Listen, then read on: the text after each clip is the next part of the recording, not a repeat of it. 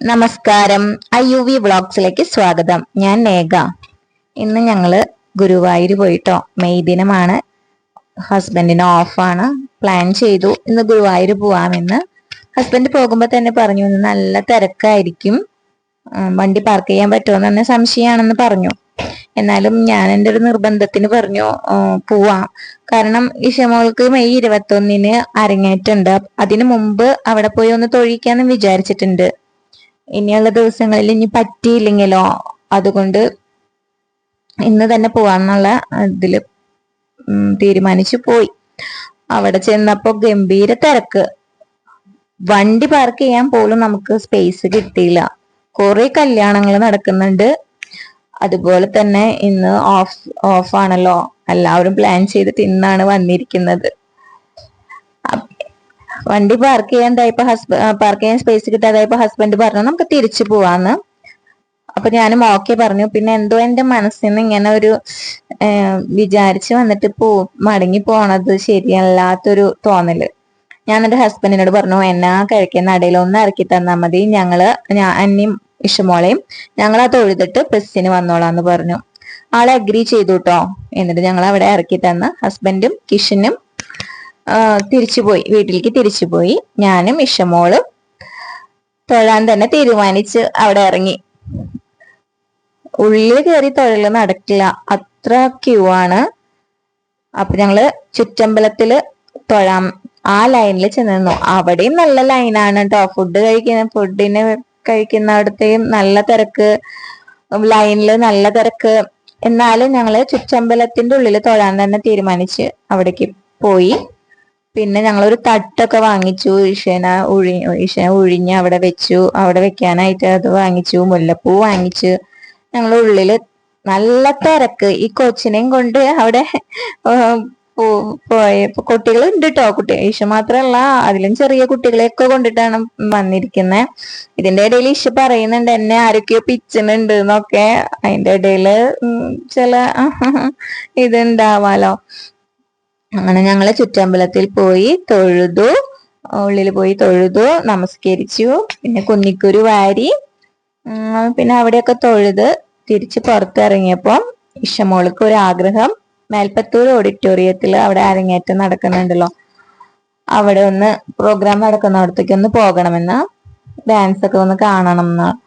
അപ്പൊ ഞാൻ സമ്മതിച്ചു. അവിടെ ചെന്നപ്പോഴോ പേരാമംഗലത്തുള്ള സൗവർണിക നൃത്ത കലാവിദ്യാലയത്തിന്റെ അരങ്ങേറ്റാണ് നടക്കുന്നത്. അങ്ങനെ അൺഎക്സ്പെക്റ്റഡ് ആയിട്ട് ഈശക്കുട്ടി അവളുടെ ക്ലാസ്സിൽ ഒരു ഫ്രണ്ടിനെ കണ്ടു. അവര് തമ്മിൽ സംസാരിച്ച് അവര് ഭയങ്കര ഹാപ്പിയായി. പ്രതീക്ഷിച്ചില്ല, ആ കുട്ടിയുടെ വല്യച്ഛന്റെ മകളുടെ ചേച്ചിയുടെ അരങ്ങേറ്റം കൂടിയാണ് നടക്കുന്നത്. അപ്പൊ അവര് വന്നിട്ടുണ്ടായിരുന്നു, അമ്മയും ഉണ്ടായിരുന്നു. അങ്ങനെ അവരെ കണ്ടു കുറച്ചു നേരം സംസാരിച്ചു. പിന്നെ ഞങ്ങള് ആ പ്രോഗ്രാം മുഴുവനായിട്ട് കണ്ടിട്ടാണ് അവിടുന്ന് ഇറങ്ങിയത് കേട്ടോ. പിന്നെ ഇഷമോൾക്ക് വിശന്നിട്ട് ഞങ്ങള് ഫുഡ് കഴിക്കാനൊന്നും ചാൻസേ ഇല്ല. അവിടെ അത്ര തിരക്കാണ്. എല്ലാ ഹോട്ടലുകളും നല്ല തിരക്കാണ്. ഗുരുവായൂർ അമ്പലത്തെ പ്രദേശത്തുള്ള ഒരു ഹോട്ടലിൽ ഞങ്ങൾക്ക് കയറാൻ സാധിച്ചില്ല.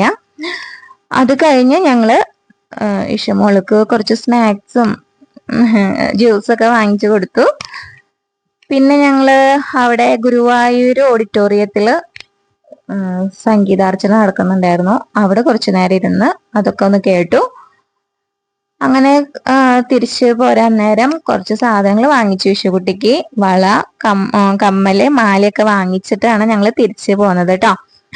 തിരിച്ചു പോരാൻ നേരം ഒന്നും കൂടി ഞങ്ങള് ആ ഫ്രണ്ടിൽ ഒന്ന് ചെന്നു തൊഴുതു. കുറച്ച് ഫോട്ടോസൊക്കെ എടുത്തു. ഗുരുവായൂർ പോയാൽ അങ്ങനെയാണ്, തിരിച്ചു വരാൻ ഒരു മടി പോലെയാണ്. എനിക്ക് അങ്ങനെയാണ് ഫീൽ ചെയ്തിരിക്കുന്നത്. പിന്നെ അവിടെ ചെന്ന് നിന്ന് അതൊരു ഭയങ്കര പോസിറ്റിവിറ്റിയാണ് നമുക്ക് അവിടെ ചെന്നാല് കിട്ടുന്നത് കേട്ടോ. കുറച്ചു നേരം കൂടി അവിടെ ഒന്ന് സ്പെൻഡ് ചെയ്ത് ആ തിരക്കൊക്കെ ഒന്ന് നോക്കി നിന്നിട്ട് അതിന് ശേഷമാണ് ഞങ്ങള് തിരിച്ചു പോകുന്നത്. പിന്നെ ബസ്സിലാണ് കേട്ടോ ഞങ്ങള് തിരിച്ചു പോകുന്നത്. അപ്പൊ അതുമായി ബന്ധപ്പെട്ട ഒരു സംഭവം കൂടി പറയാം. സീറ്റുള്ള ബസ് നോക്കി ഞങ്ങൾ കയറി. ഇഷമോൾക്ക് ഫുൾ ടിക്കറ്റ് കൊടുത്തിട്ട് തന്നെ സീറ്റിൽ ഇരുത്താന്ന് തന്നെ വിചാരിച്ചിട്ട് തന്നെയാ കേട്ടോ കയറിയത്. ഫുൾ ടിക്കറ്റ് കൊടുത്ത് നമ്മള് കയറി. അപ്പൊ ഒരു ഫാമിലി വന്നു, ഹസ്ബൻഡ് വൈഫ്. അവർക്ക് വൈഫിന് ഭയങ്കരമായിട്ടൊരു നിർബന്ധം ഇഷുകുട്ടീനെ എണീപ്പിക്കണം, മടിയിലിരുത്തണം എന്നൊക്കെ. ഞാൻ പറഞ്ഞു ഞാൻ ഫുൾ ടിക്കറ്റ് കൊടുത്തിട്ടാണ് അവളെ ഇരുത്തിയിരിക്കുന്നത്, പിന്നെ ഞങ്ങൾ ടയേർഡാണ്, അതുകൊണ്ടാണ് അവളെ അവിടെ ഇരുത്തിയേക്കണേന്ന് പറഞ്ഞു. അപ്പൊ അവർക്ക് ഭയങ്കര ഒരു ഇറിറ്റേഷൻ. പിന്നെ ഞാൻ പറഞ്ഞു കുട്ടികൾക്കും അങ്ങനെ ഇരുന്ന് യാത്ര ചെയ്യാനുള്ള അവകാശം ഉണ്ടല്ലോ, അതെന്തിനാ നമ്മൾ നിഷേധിക്കേണ്ട കാര്യം. എന്തൊക്കെയോ മർമറിങ് ചെയ്യണ്ടായിരുന്നു, കണ്ടക്ടറോട് പറയുന്നുണ്ടായിരുന്നു. ഞാൻ അതൊന്നും മൈൻഡ് ചെയ്യാൻ നിന്നില്ല. അവള് പിന്നെ നല്ല ഏജ്ഡ് ആയിട്ടുള്ള ഒരു സീനിയർ സിറ്റിസൺ ആണെങ്കിൽ ഓഫ് കോഴ്സ് ഞാൻ എൻ്റെ കുട്ടീനെ എഴുന്നേൽപ്പിക്കും, അവിടെ ഇരുത്തും, അതിൽ നോട്ട് ഡൗട്ട് അറ്റ് ഓൾ. പക്ഷെ ഇത് അത്യാവശ്യം ഹെൽത്തി ആയിട്ടുള്ള ഒരു ലേഡിയാണ്. അവർക്ക് അടുത്ത ബസ്സിൽ വരായിരുന്നല്ലോ, അതിൽ സീറ്റിലാന്ന് കണ്ടിട്ടാണ് അവർ കയറിയത് തന്നെ.